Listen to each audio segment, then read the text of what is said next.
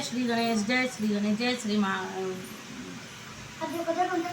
पूजन करने के बाद सुनने के सूत जी कहते हैं, मान्यवर की मंदार की माला से जिन पार्वती जी का केश पाश अलंकृत है और मुंडों की माला से जिन शिव जी की जटा अलंकृत है, जो पार्वती जी दिव्य वस्त्र धारण की है और जो शिव जी दिगंबर नंगे हैं, ऐसी श्री पार्वती जी तथा श्री शिव जी को प्रणाम करता हूँ।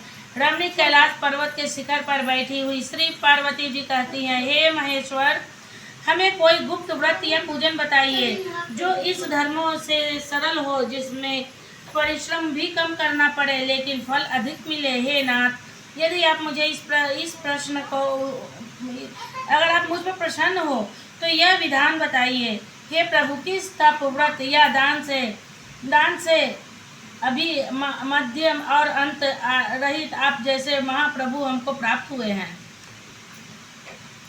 शिव जी ने कहा, हे पार्वती, भारतवर्ष में शिव जी बोले, हे देवी सुनो, मैं तुमको एक व्रत जो मेरा सर्वस्व और छिपाने योग्य है लेकिन तुम्हारे प्रेम के वशीभूत होकर मैं तुम्हें बतलाता हूँ।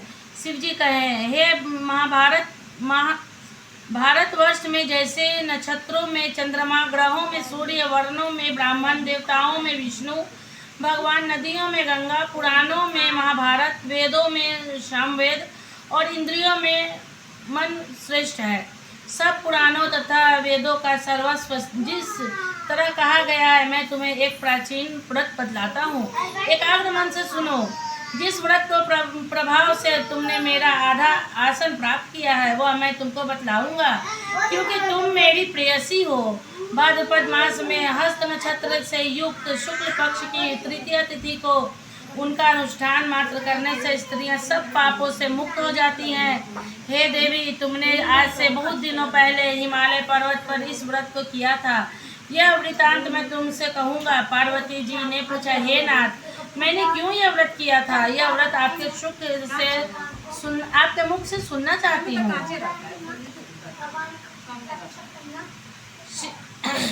शिव जी बोले, उत्तर की ओर एक बड़ा रमणीक और पर्वतों में श्रेष्ठ हिमवान नामक पर्वत है।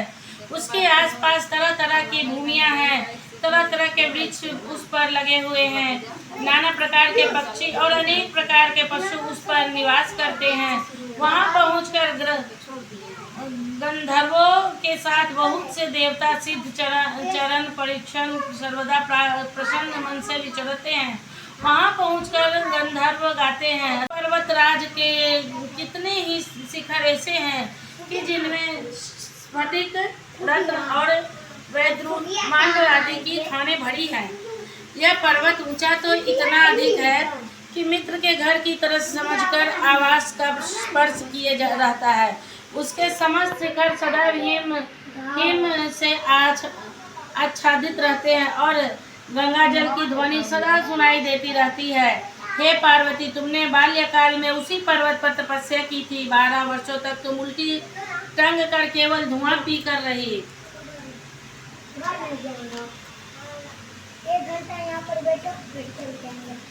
64 वर्षों तक तुमने सूखे पत्ते खाकर रही। माघ मास में तुम जल में बैठी रही और वैशाख की दोपहरिया में पंचाग्नि तापती रही।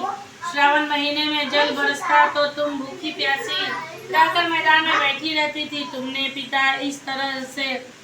तुम्हारे पिता इस तरह के कष्ट सहन को देखकर बड़े दुखी हुए।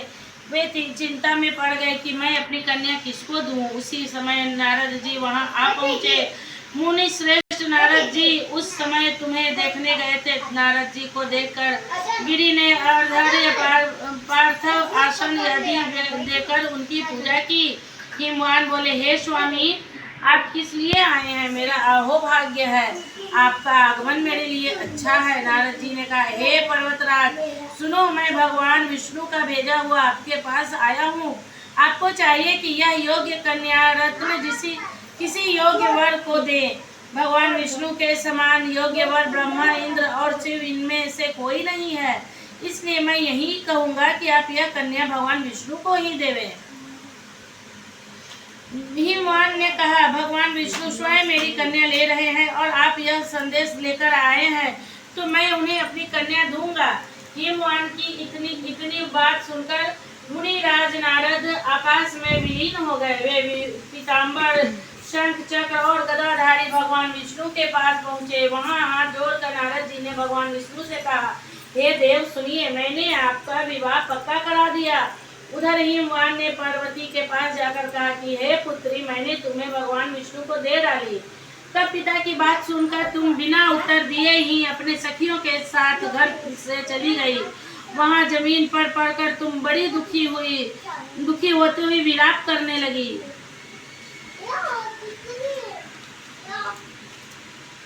तुमको इस प्रकार विलाप करती हुई देखकर सारी सखी तुम बोली, इतनी दुखी क्यों हो, इसका कारण बताओ। तुम्हारी जो कुछ इच्छा होगी मैं यथाशीघ्र तुमको पूरा करने की चेष्टा करूंगी, इसमें कोई संशय नहीं है। पार्वती जी बोली, मेरी जो कुछ अभिलाषा है उसे तुम प्रेम पूर्वक सुनो। मैं एकमात्र शिव जी को अपना पति बनाना चाहती हूँ, इसमें कुछ भी संशय नहीं है। मेरे इस विचार को पिताजी ने ठुकरा दिया है, इसमें मैं अपने शरीर को त्याग दूंगी। पार्वती की इस बात को सुनकर सखियों ने कहा, शरीर का त्याग न करो, चलो किसी ऐसे वन में चले जहाँ पिता को पता न लगे। ऐसी सलाह कर तुम वैसे वन में जा पहुंची। उधर तुम्हारे पिता घर घर तुम्हें खोजने लगे। दूतों द्वारा भी खबर लेने लगे कि कौन देवता या किन्नर क्या कर चुका हूँ कि आपकी पुत्री भगवान विष्णु को दूंगा। ऐसा सोचते हुए हिमवान मूर्छित हो गए। गिरिराज को मूर्छित देखकर सब लोग हाहाकार करते दौड़ पड़े। जब होश आया तो सब पूछने लगे कि हे गिरिराज, आप अपनी मूर्छा का कारण बताओ।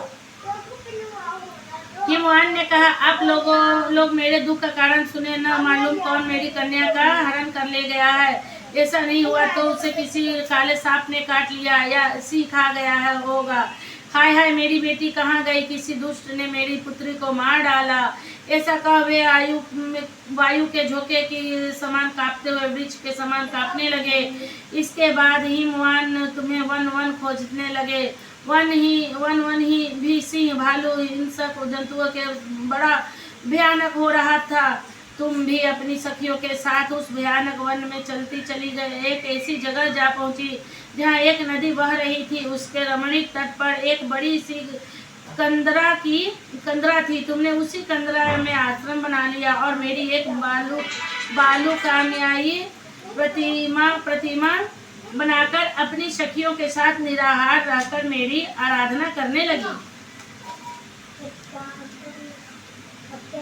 जब भाद्रपद शुक्ल पक्ष की हस्त युक्त तृतीय तिथि प्राप्त हुई, तब तुमने मेरा विधिवत पूजन किया और रात भर जाकर गीत वाद्यादि से मुक्ति प्राप्त करने के